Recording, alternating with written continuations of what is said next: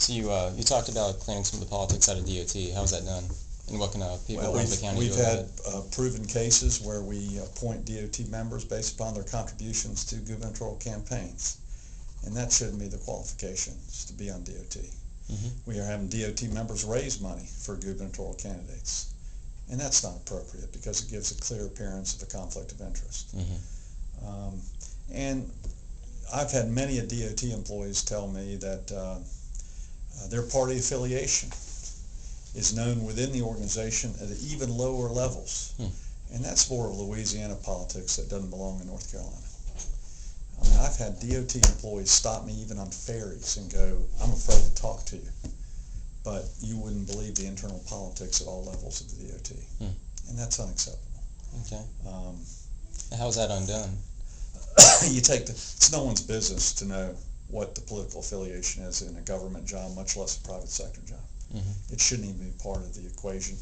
Of course, in top policy appointment jobs, fine, but not in lower level jobs in which people are filling potholes Mm-hmm. and doing basic engineering. It's clearly, there's a form of intimidation in some of our state departments where mayors and business people and county commissioners are hesitant to question things for fear of retaliation. Mm-hmm. And that's the culture I'm trying to change in state government.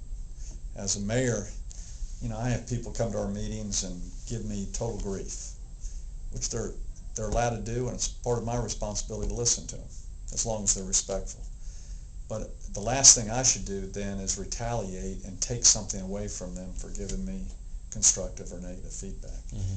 And there's a fear out among the people, even election time, well, I better stay with the current power brokers because if I don't, there will be retaliation.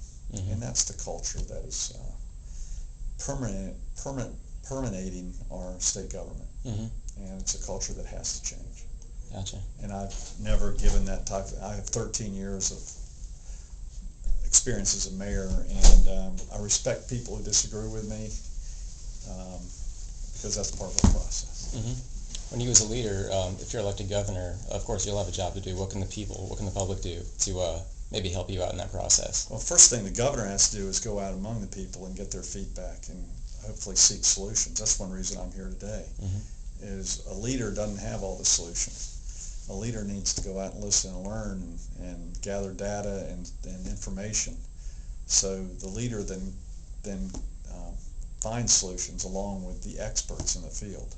And any politician who says they have the solutions for every problem that we have in state government is not telling the truth. I don't. But I'm going out and learning every single day. I learn every day as a mayor, even in my 13th year as a mayor. There's something new I learn every day, mm-hmm.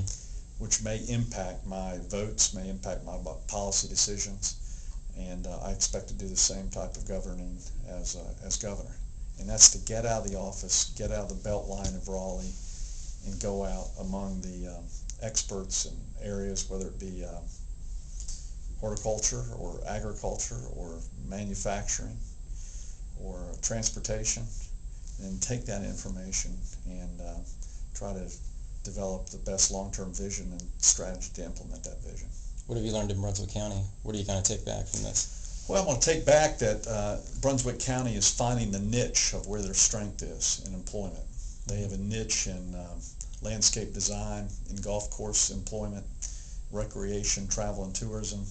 And because that's the major employment niche, that's where you can target your training and development.